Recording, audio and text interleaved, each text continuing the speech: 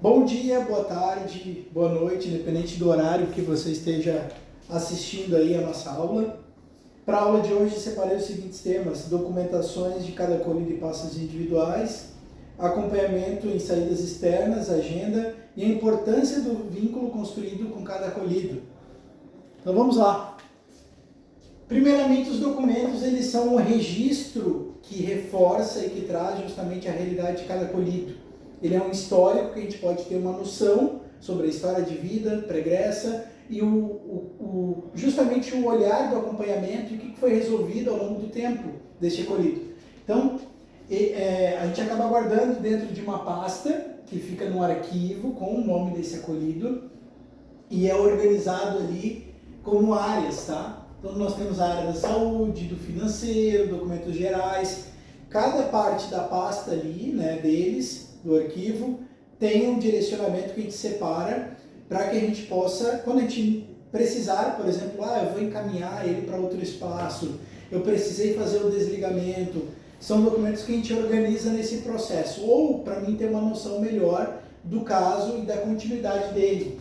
Então, servem como um registro e, ao mesmo tempo, também, através dessa pasta, e aí a gente entra na próxima aula, né, que é da agenda. A agenda de combinados, ela é organizada mediante justamente esses documentos. Nós temos daí uma pasta à parte que normalmente fica em cima da mesa, que nela é organizado ali todas as próximas consultas e atendimentos desse acolhido. Então, nessa pasta é centralizado isso. Depois que é feita essa consulta e esse atendimento, vai para a pasta de arquivo, que é onde a gente anexa ali e deixa guardado como um registro desse acompanhamento.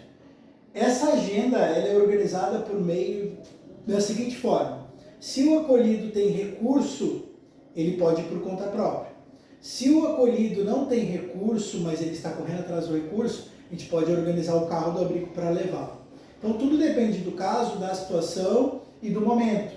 Então essas saídas externas elas são combinadas, organizadas em favor do plano de acompanhamento. Tem um raciocínio ali, é pensado algo sobre, tá? E é um processo que é elaborado justamente dentro desse acompanhamento, porque, vamos pensar o seguinte, o sujeito ele chega com um problema auditivo, por exemplo. Então ele vai passar inicialmente talvez por uma audiometria. Depois da audiometria, talvez seja marcado ali o otorrinolaringologista, porque se entendeu que era um problema mais grave, não era só a questão de ouvir, né? Então tinha um problema mais grave. Depois de passar com o médico, ele vai para um outro acompanhamento e assim se sucede. Então ele é um processo que ele vai sendo reconstruído conforme tu vai acompanhando esse sujeito e aí novas saídas externas terão que ser feitas, tá? E tudo isso também permeia dentro desse acompanhamento o vínculo que tu vai construindo com esse sujeito, porque uma vez que tu acompanha numa consulta, num psiquiatra, ou que tu vai tendo esse retorno, esse feedback, tu vai te vinculando mais a esse sujeito, e isso é um fator predominante justamente para a transformação do plano individual de acompanhamento.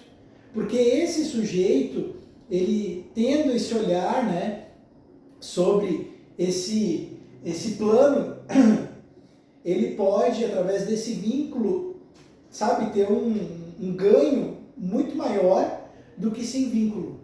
Por isso que é importante o técnico, o educador social, a coordenação, os estagiários, que também são importantes nesse vínculo, estarem próximos desse acompanhamento individual.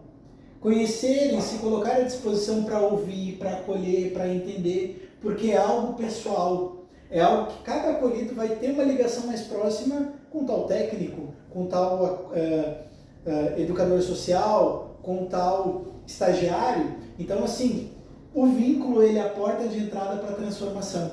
Eu não consigo enxergar hoje diferente dentro do espaço de acolhimento algo que seja mais poderoso do que o vínculo. O vínculo ele é transformador.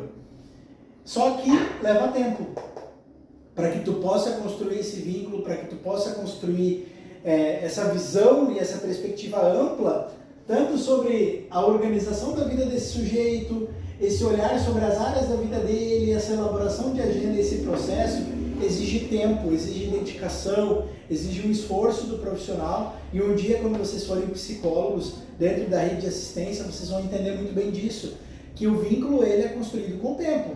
Então às vezes você vai sacrificar o tempo para ir numa consulta lá no hospital de clínicas, por exemplo, e passar uma manhã inteira lá. Tu vai voltar super cansado, super exausto, você vai almoçar tarde. Isso eu estou falando de um lugar de fala onde eu já passei muito por isso, mas tu vai com um acolhido que precisa de ti. E esse tempo que tu gasta com este é um tempo que talvez tu não acolha outra pessoa. Então tu precisa estar atento ao quê? Bom, hoje eu dei uma atenção para determinado acolhido, hoje eu atendi a determinada demanda externa, mas quem eu não conversei essa semana? Quem precisa também do meu apoio, do meu suporte? Mas entendendo que esses movimentos eles são pensados, eles são articulados, e nesse momento que tu está indo na consulta é o momento de tu construir uma conversa mais informal com esse sujeito. Ouvir um pouco da história dele, entender um pouco mais dele e te vincular um pouco melhor para ele entender que tu te importa com ele.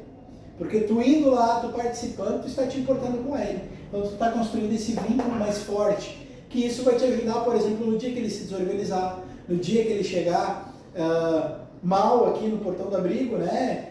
Porque bebeu, porque usou substância. Então, você, com esse vínculo, você vai construindo esse processo de retomada desse plano.